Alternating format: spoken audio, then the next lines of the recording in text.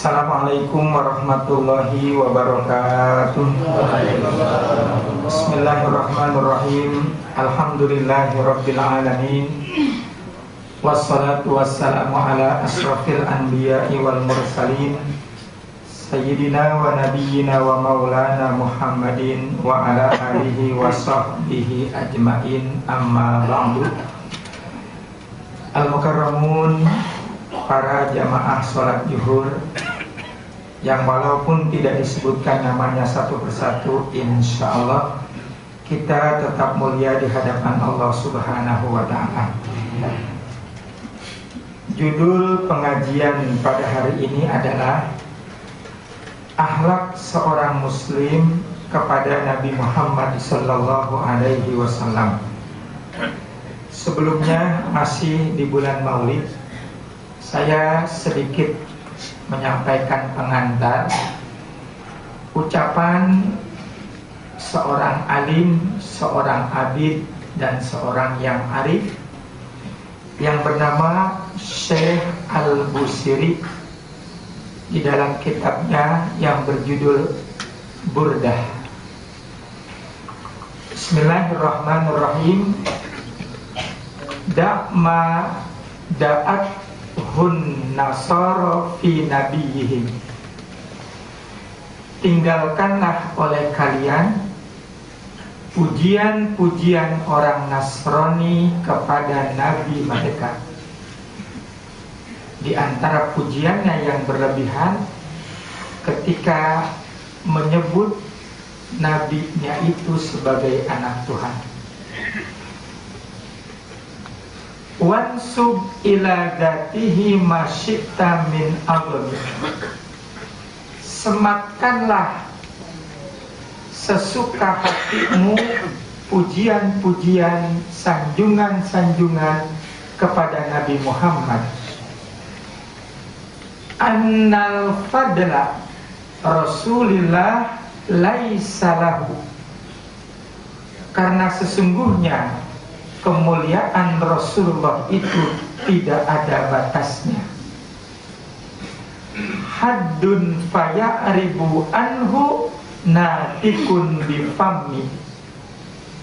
Seluruh alam semesta berlomba-lomba mendemonstrasikan pujian dan sanjungannya kepada Nabi Muhammad sallallahu alaihi wasallam.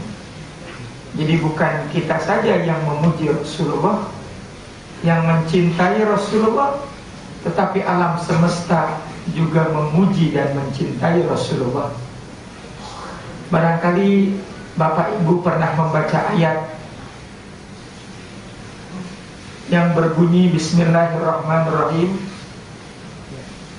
Wahai orang-orang yang beriman, jagalah dirimu dan keluargamu dari api neraka. Waquduhan nasu wal hijarah. Dan ingatlah bahwa api neraka itu bahan bakarnya cuma dua.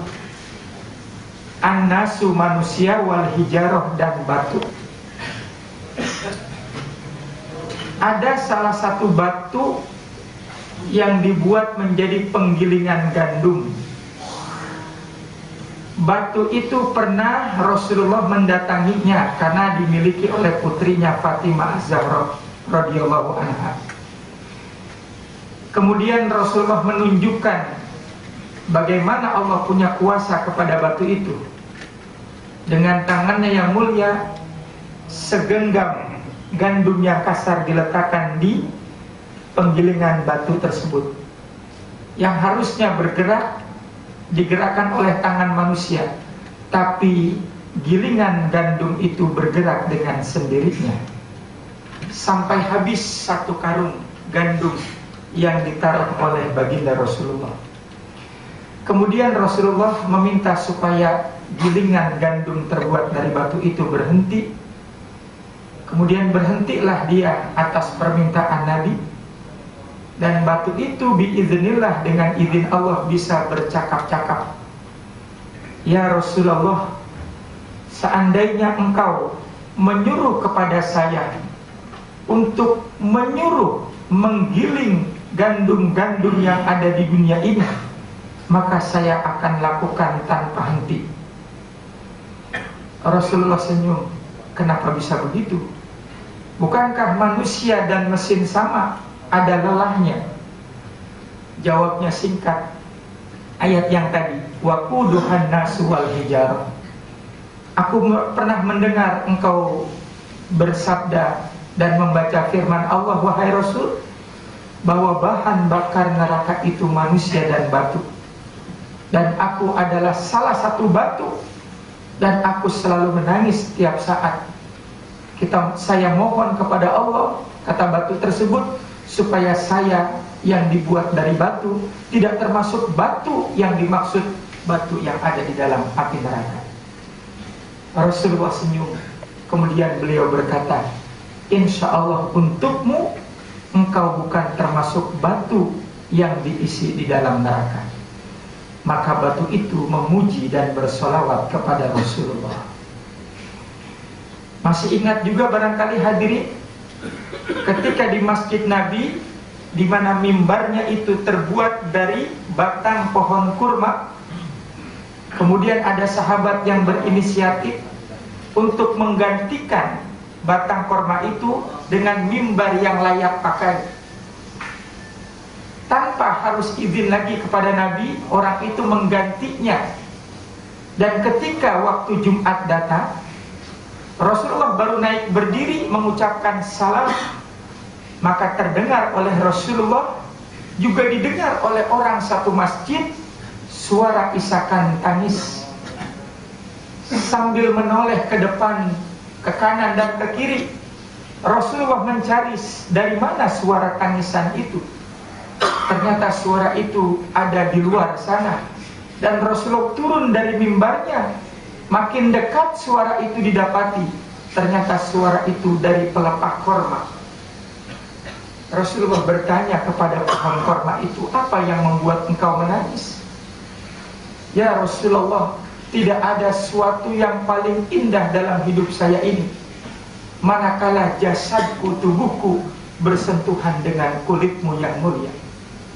Bukankah engkau pernah bersabda, siapa yang menempel badannya kepada badan Rasulullah yang mulia, insya Allah dia akan dijauhkan dari siksa api neraka. Tetapi hari ini dan seterusnya, aku tidak lagi disentuh oleh engkau, karena ada mimbar yang baru. Rasulullah senyum, menghentikan tangisan pelepah korma itu, batang korma tersebut. Hentikanlah tangisanmu. Kalaupun hari ini harus berpisah dengan aku untuk selama-lamanya, tapi insya Allah nanti engkau akan tumbuh di dalam surga, di mana aku ditempati di dalam surga itu. Batang korma itu memuji Rasulullah dan bersolawat kepadanya. Barangkali Bapak yang pernah umroh, paketnya sampai ke Palestina, ada batu yang mengapung. Itu batu menangis ketika ditinggal Nabi. Dari Masjidil Haram ke Masjidil Aqsa, dia ikut bersama dengan Rasulullah. Tapi manakala Rasulullah mau Mi'raj, batu itu dilarang ikut, karena memang tidak boleh. Batu itu menangis terisak-isak. Dan akhirnya batu itu tidak nempel dengan bumi sampai hari ini. Cuma oleh sebagian mereka yang tinggal di sana, khawatir nanti dijadikan sesuatu yang jadi syirik, batu itu dijadikan semacam tiang sebagai penyangga, supaya dianggap batu itu nempel dengan bumi. Padahal kalau penyangga itu dirobohkan, tetap batu itu tidak menempel kepada bumi. Dan batu tersebut mengucapkan tasbih kepada Allah dan memuji kepada Rasulullah dengan sholawatnya. Jadi begitu banyak yang dijelaskan di dalam agama, bahwa alam semesta mereka itu berlomba-lomba memuji kepada Rasulullah. Pantas kalau dalam surat Al-Ahzab kita diminta, pujian kita kepada Rasulullah yang tertinggi adalah untuk banyak bersolawat kepada beliau yang mulia. Baik hadirin yang dirahmati Allah, apa akhlak seorang muslim kepada Nabi? Yang pertama, tidak boleh mendahului pendapat Nabi. Itu yang pertama. Dan yang kedua, tidak boleh mengangkat suara kita lebih tinggi daripada suara Rasulullah. Bagian pertama dan yang kedua Allah sebutkan di dalam surat Al-Hujurat. Surat Al-Hujurat itu kan artinya kamar-kamar. Di ayat pertama dan di ayat yang kedua. Bismillahirrahmanirrahim.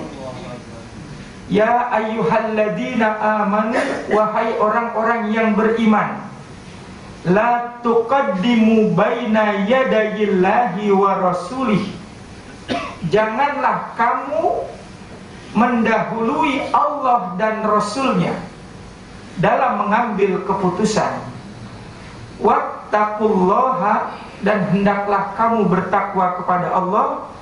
Innallaha sami'un alim, dan sesungguhnya Allah itu maha mendengar dan Allah itu maha mengetahui. Jadi akhlak kita yang pertama, jangan lebih dulu atau mendahului pendapat kita dari pendapat Rasulullah, apalagi dalam urusan mengambil keputusan agama. Hal ini juga disebutkan oleh baginda Rasulullah ketika beliau mengutus Mu'adz bin Jabal radhiyallahu anhu untuk menjadi seorang qadi. Qadi itu seorang hakim di negeri Yaman. Bismillahirrahmanirrahim. An Mu'adz bin Jabal radhiyallahu anhu, dari Mu'adz bin Jabal, semoga Allah ridho kepadanya, anna Rasulullah sallallahu alaihi wasallam, dan Rasulullah bersabda, lamma ba'atsahu ilal Yaman, ketika aku diutus untuk menjadi qadi ke negeri Yaman. Qala, Rasulullah bertanya, kaifa taqdi idza arada laka qada'un, wahai Mu'adz, nanti ketika kau sudah berada di Yaman menjadi hakim, menjadi qadi, bagaimana cara kamu mengambil keputusan satu perkara? Qala aqdi bi kitabillah, saya akan mengambil keputusan dari kitab Allah, yaitu Al-Quran. Qala, Rasulullah bertanya lagi, fa illam tajid fi kitabillah, seandainya tak kau dapati dari Quran, bagaimana cara kamu mengambil keputusan tersebut? Qala, menjawab Mu'adz bin Jabal, tabi sunnati Rasulillah, maka aku ambil keputusan itu dari sunnah Rasulullah. Qala fa illam tajid, Rasulullah bertanya lagi, kalau kau tak dapati dari sunnahku? Qala, menjawab Mu'adz bin Jabal, ajtahidu bi ra'yi wala alu, saya akan mengambil ijtihad dan saya tidak akan mengurang-urangi ijtihad itu. Qala fadaraba Rasulullah sallallahu alaihi wasallam ala sadrihi, Rasulullah meletakkan telapak tangannya di dada daripada Mu'adz bin Jabal sambil berkata, alhamdulillah, segala puji bagi Allah, alladzi waffaqa Rasulullah lima yarda Rasulullah, yang telah mencocokkan utusan daripada Rasulullah yang diridhoi oleh Rasulullah. Jadi sahabat sendiri tidak berani mengambil keputusan, sebelum mengambil keputusan itu lebih dulu mengambil dari keputusan Allah dan Rasulnya. Itu salah satu bentuk kita berakhlak kepada Nabi Muhammad sallallahu alaihi wasallam. Yang kedua, akhlak kita kepada Rasulullah, jangan meninggikan suara kita daripada suara Rasulullah. Masih di surat yang sama, di surat Al-Hujurat, Allah subhanahu wa ta'ala berfirman, ya ayyuhalladzina amanu, wahai orang-orang yang beriman, la tarfa'u aswatakum fawqa sautin nabi, janganlah kau angkat suaramu lebih tinggi daripada suara Rasulullah, wala tadharu lahu, dan janganlah kalian mengeraskan suara kalian, bil qauli kajahri ba'dikum li ba'din, seperti engkau mengeraskan ucapanmu kepada teman-temanmu yang lain. Antahbatu a'malukum, karena kaulah, seandainya engkau melakukan hal tersebut, tahbatu, bisa menghapuskan, menggugurkan amal-amal baikmu, wa antum la tash'urun, sementara kamu belum menyadarinya. Jadi tidak boleh suara kita itu lebih keras, lebih tinggi daripada suara Nabi. Maka di ayat yang ketiga dari surat Al-Hujurat, Allah subhanahu wa ta'ala melanjutkan firman-Nya, innal ladina yagudduna aswatahum. Sesungguhnya orang-orang yang merendahkan suara mereka inda Rasulillah, di sisi Rasulullah. Jadi ketika mereka dekat kepada Rasulullah, suara mereka lebih halus, lebih pelan daripada suara Rasulullah. Ulaikal ladina, mereka itu adalah orang-orang ihtamallahu qulubuhum littaqwa, yang hatinya telah diuji oleh Allah dengan ketakwaan. Bagi orang yang merendahkan suaranya di hadapan Rasulullah, Allah memberikan balasan, lahum maghfiratun wa ajrun adim. Mereka beroleh ampunan dan pahala yang besar dari Allah Subhanahu wa ta'ala. Barangkali pertanyaannya sederhana. Itu kan kalau sahabat karena bertemu langsung dengan Nabi. Sementara kita tidak lagi bertemu dengan Rasulullah. Bagaimana kita tidak meninggikan suara kita daripada suara Rasulullah? Salah satu yang saya dapat dari seorang ulama, nanti mudah-mudahan hadirin dan hadirat memenuhi panggilan Allah berhaji dan berumrah. Begitu masuk Masjid Nabawi, di situ kan ada makam Rasulullah yang mulia. Maka ketika memasuki dan mendekati ke Raudhah, ucapan itu ucapan yang sangat santun. Bacaan-bacaan yang kalem. Jangan berteriak-teriak. Karena kan memang ada sebagian orang, kita nggak perlu nyebut mereka asal dari negeri mana, itu mereka mengekspresikan rasa cinta kepada Rasulullah. Kalau menurut saya terlalu berlebihan, tidak menggunakan ayat ini sampai teriak-teriak di hadapan makam Rasulullah. Itu tidak boleh. Itu termasuk bagian larangan daripada ayat ini. Cukup ucapkan salam dan selawat dengan suara kerendahan saja. Assalamualaikum ya Rasulullah, Assalamualaikum ya Nabi Allah, dan seterusnya dan seterusnya. Begitulah akhlak yang diajarkan oleh Allah kepada kita, kepada Rasulullah. Hadirin yang dirahmati Allah. Kemudian yang ketiga, akhlak seorang muslim kepada baginda Rasulullah. Yang ketiga itu tidak boleh memberi gelar-gelar yang buruk kepada Nabi. Na'udzubillah min dzalik. Apa ada Pak Dedi orang yang berani melakukan itu? Qur'annya menyatakan ada. Bisa dibuka dalam surat At-Taubah, surat nomor 9 ayat 61.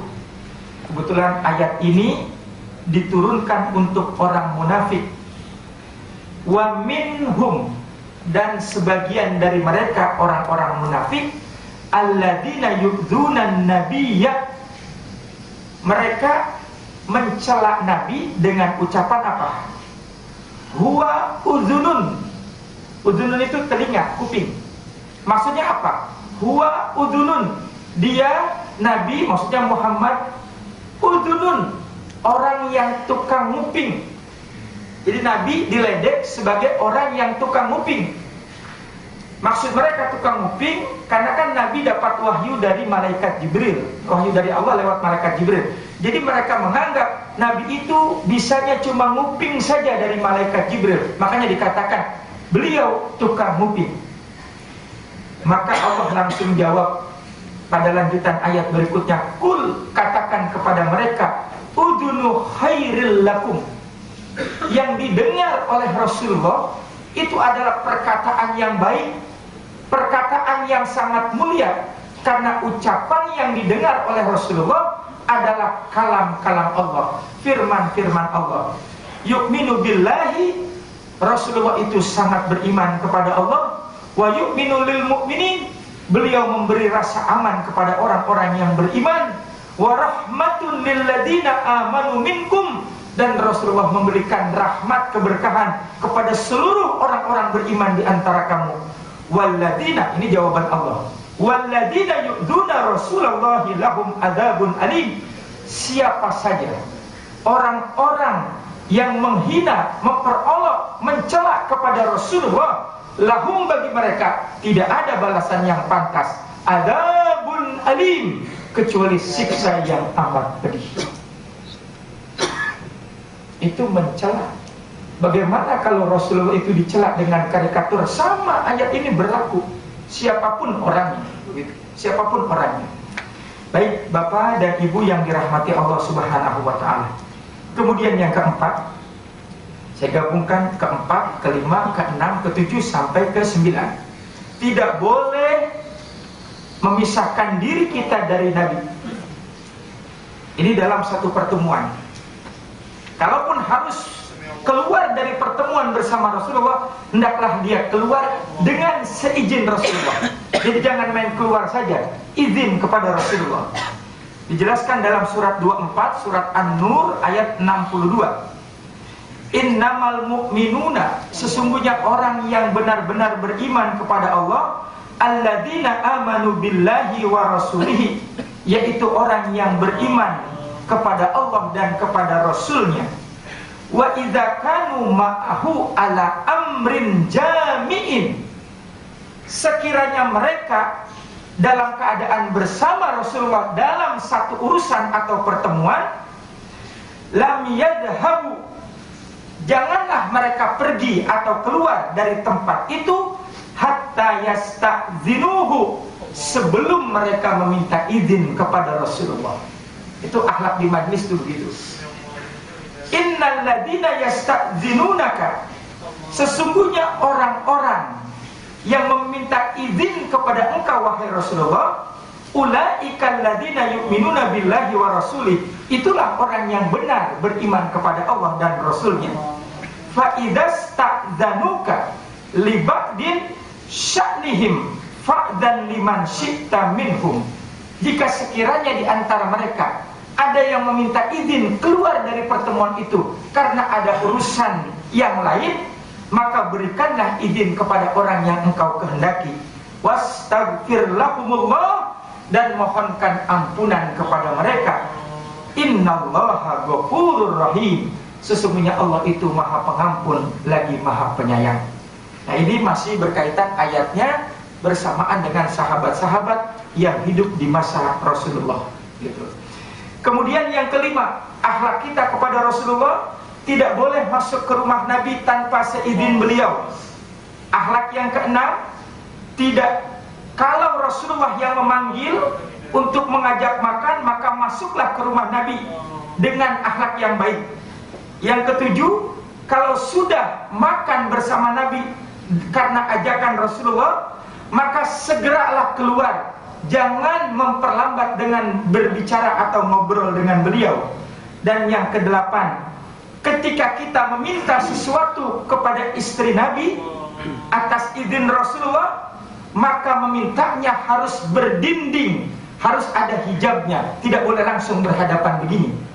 Dan yang kesembilan, haram menikah dengan istri Rasulullah setelah beliau wafat untuk selama-lamanya. Nah, untuk uraian dari nomor 5 sampai nomor 9, Allah jelaskan di dalam surat Al-Ahzab ayat 53. Ya ayyuhalladzina amanu, hai orang-orang yang beriman, la tadkhulu buyutan nabi illa ayyudzana, janganlah kamu masuk ke rumah Nabi sebelum kamu diberikan izin untuk memasukinya. Termasuk tuh orang yang berziarah dari pintu Babus Salam sudah mengucapkan salam kepada Rasulullah, karena itu satu bagian dari tempat kediaman beliau. Ila ta'amin ghairu nazirin, dan kalau diizinkan makan bersama Nabi, maka ikutlah makan bersama Nabi, tapi dengan catatan ghairu nazirin inahu, jangan mengintip-ngintip masakan apa yang dimasak oleh Nabi. Karena merasa bau masakannya enak, itu ngintip-ngintip pengen tahu, itu nggak boleh. Mungkin kepada kita juga nggak boleh juga, gitu ya. Kepada Nabi nggak boleh, pun di kita juga nggak boleh. Walakin idza du'itum, kalau Rasulullah yang memanggil, kemari, ikutlah bersama aku untuk makan. Fadhulu, maka masuklah kamu, kemudian makanlah bersama Rasulullah. Tapi ada catatannya, fa idza ta'imtum, kalau selesai kamu makan bersama Rasulullah, pantasyiru. Pantasyiru itu segeralah kamu keluar, tinggalkan rumah Nabi. Wala musta'nisina li hadisin, jangan memperpanjang percakapan. Bahasa kitanya jangan ngobrol lagi. Mentang-mentang udah diajak makan enak, basa-basinya kepanjangan. Ya Rasulullah, masakannya enak, lebih enak lagi kalau dibungkusin. Itu bahasa tuh ya. Bahasa jangan. Kenapa nggak boleh bercakap-cakap dengan Nabi? Ada lanjutannya. Inna dzalikum kanu yu'din Nabi. Karena kalau hal itu dilakukan, engkau sangat mengganggu ketenangan Rasulullah. Fayastahi minkum, sementara Rasulullah malu kepada kamu. Malu apa? Tidak mungkin dari mulut Rasulullah yang mulia untuk memberikan isyarat atau berkata langsung, cepatlah keluar dari tempat kami. Itu tidak mungkin bahasa itu keluar dari Nabi. Wallahu la yastahi minal haq. Tapi Allah tidak malu untuk menyampaikan sebuah kebenaran. Jadi kita saja yang tahu diri, begitu. Wa iza sa'altumuhunna, kalau kamu meminta sesuatu, hunna, kembalinya kepada istri Rasulullah, mata'an fas'aluhunna min wara'i hijabin. Jadi mintanya itu jangan berhadapan. Jadi kita harus membelakangi, ada hijab. Tidak boleh memandang kepada istri Rasulullah. Itu dilarang dalam agama. Tujuannya apa? Dzalikum atharu liqulubikum wa qulubihinna, untuk menjernihkan, mensucikan hati kita dan hati mereka. Wa makana lakum an tu'dzu Rasulullah, dan jangan kalian sekali-kali menyakiti hati Rasulullah. Pernah ini dilakukan oleh orang kafir, maaf ya, Bapak Ibu yang pernah baca Inna a'tainakal kautsar fasholli li rabbika wanhar inna syani'aka wal abtar. Abtar itu artinya terputus. Oleh orang kafir dijadikan senjata. Maaf ya, Nabi itu kan anaknya yang terus berlanjut, punya keturunan cuma Fatimah radhiyallahu anha. 3 anak laki-laki beliau meninggal pada saat masih bayi. Nah, oleh orang Arab itu dianggap sebuah yang memalukan, maka dijadikan alat. Lihat tuh Muhammad yang merasa sok-sok jadi Nabi, dia abtar, dia terputus, dia nggak berkah. Karena apa? Nggak ada pelanjutnya. Kemudian Allah jawab di ayat yang pertama, Inna a'tainakal kautsar. Tidak, Nabi Muhammad itu tidak terputus. Sesungguhnya kepadanya, kepada Rasulullah, jawab Allah, aku telah memberikan karunia yang sebanyak-banyaknya. Kautsar itu yang berkah. Termasuk juga ayat yang Bapak pernah dengar barangkali, makana Muhammadun aba ahadim mir rijalikum walakin Rasulullah wa khataman nabiyyin. Itu pernah dijadikan alat oleh orang-orang kafir dan munafik untuk mengejek Nabi ketika beliau menikah dengan istri dari anak angkatnya, Zaid bin Haritsah. Menikah, kemudian cerai, Nabi menikahinya. Tapi ingat, Nabi menikahinya ada jawabnya. Rasulullah menikahinya itu karena perintah Allah, bukan karena kemauannya.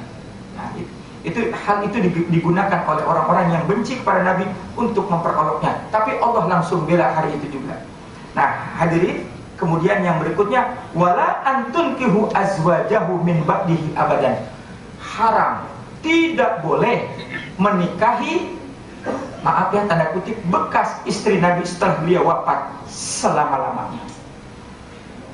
Za inna dzalikum kana indallahi azima. Kalau itu terjadi atau dilakukan oleh salah seorang di antara mereka, sungguh itu adalah perbuatan dosa yang amat besar.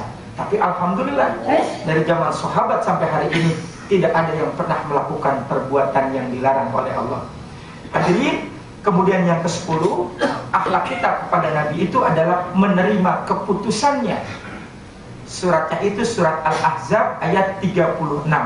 Wa ma kana lil mu'minin wala mu'minatin, tidaklah layak dan pantas seorang mukmin laki-laki dan perempuan, idza qadallahu wa rasuluhu amran, kalau Allah dan Rasulnya sudah mengambil satu keputusan, ayyakuna lahumul khairatu, malah dia mengambil keputusan yang lain. Wa may ya'sillaha wa rasulahu, siapa yang bermaksiat kepada Allah dan Rasulnya, tadi yang Allah sudah pilih, dia pilih yang lain, namanya orang maksiat. Faqad dhalla dhalalan mubina, maka sungguh dia telah menyatakan sebuah kesesatan yang nyata.